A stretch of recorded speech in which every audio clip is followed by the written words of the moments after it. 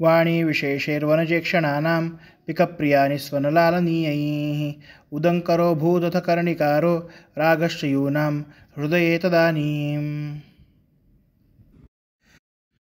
पिकप्रिया म्हणजे स्त्री कोकिळ, निस्वन त्यांचा स्वर, लालनीयैः म्हणजे कौतुक करून घेतलेले, वनजे क्षणानाम वनज म्हणजे नीरज म्हणजे कमल, त्याप्रमाणे ज्यांचे डोळे आहेत अशा स्त्रिया, वाणिर्विशेषैः म्हणजे त्यांचे बोलणे, एकमेकांमधील वार्तालाप, कर्णिकारः म्हणजे कर्णिकार असा वृक्ष किंवा बहावा असा वृक्ष, उदंकुरः अभूत म्हणजे त्याच्यामध्ये अंकुर उगवला.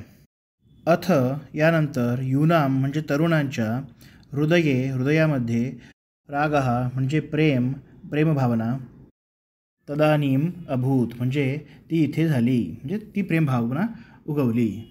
नारायणाचार्य इथे कर्णिकार म्हणजेच बहावा वृक्षाच्या दोहलाचे वर्णन करतात.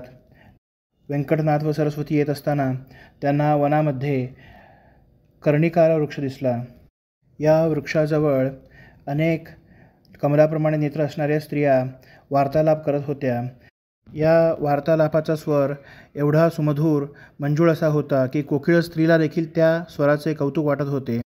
आणि याच स्वरामुळे कर्णिकार वृक्ष फुलांनी बहरला, त्याच्यामध्ये अंकुर फुटला.